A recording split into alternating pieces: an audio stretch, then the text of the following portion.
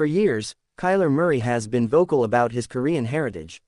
He's worn a South Korean flag on his helmet and spoken out on social media against acts of hate targeting Asian Americans. Now, he's making his first trip to the country.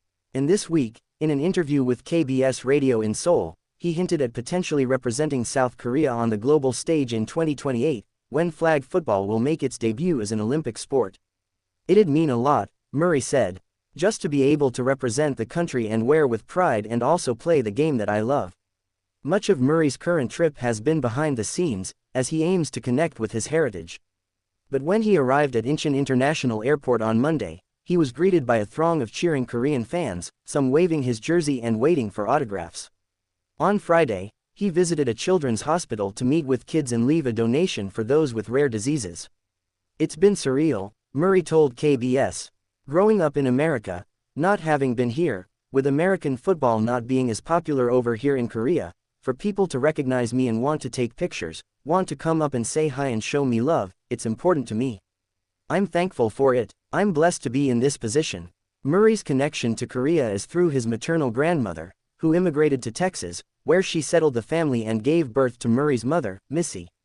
When Murray was growing up, his grandmother lived in Seattle, but the importance of his Korean heritage was passed along by his mother. "My mother did most of my upbringing as far as having it in the culture of food, explaining me stories, trying to teach me how to speak Korean, which didn't go very well," Murray said. "But I'm doing a lot better as of the last couple months, learning how to speak it pretty decently." Had he chosen baseball when he was a first-round pick of the Oakland A's in 2018, Murray would have been one of many players with Korean heritage. But in the NFL, he's part of a select group. Falcons kicker Young-ho Koo, who was born in Seoul, and Ravens safety Kyle Hamilton, whose mother is Korean, are the league's two other notable players of Korean descent. "That's something I take pride in, being one of few to do it at the highest level," Murray said. "And I've worn that on my back and on my chest since I was a kid.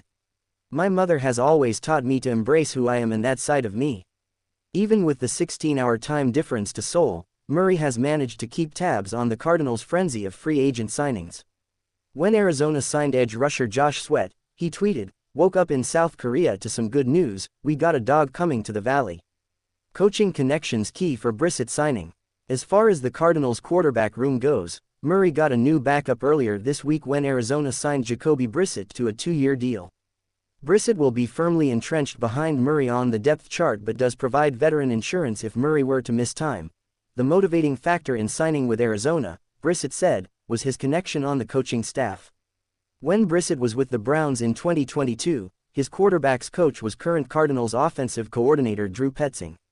Current Cardinals quarterbacks coach Israel Woolfolk was a coaching fellow on the Browns staff.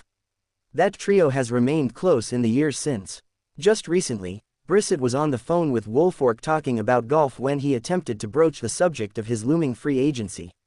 At the time, Woolfolk had to tell Brissett he wasn't allowed to discuss free agency. The connection, though, played a key role in Brissett's signing. Him and Drew kinda formed a relationship away from football," Brissett said. "We talk about other things besides football. It made it very easy for me." Last year, Brissett said, the Cardinals expressed similar interest.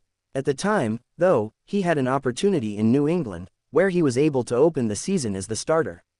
This year, there were no starting options, so his connections with the Cardinals made the difference. New Cardinals defensive tackle set for versatile role.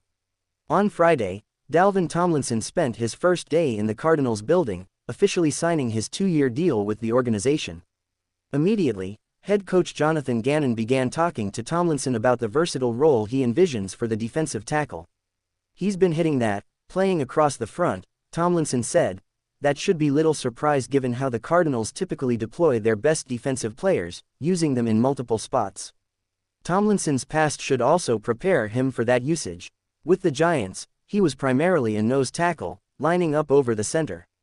With the Browns, he almost exclusively lined up over the guard. In Arizona, he'll likely play both roles." While Tomlinson spoke Friday about the pride he takes in his run stopping, his most effective work in recent years has come rushing the passer. In 2024, he generated an 11.4% pressure rate, ranking among the league's better defensive tackles. "It's just learning myself as a rusher," Tomlinson said. A lot of people will look at Aaron Donald or something and try to do Aaron Donald moves. But you're not Aaron Donald. You have to know who you are. I know I'm a power rusher and my switch up is finesse. And people don't expect the finesse part. So I'm catching a lot more people off guard.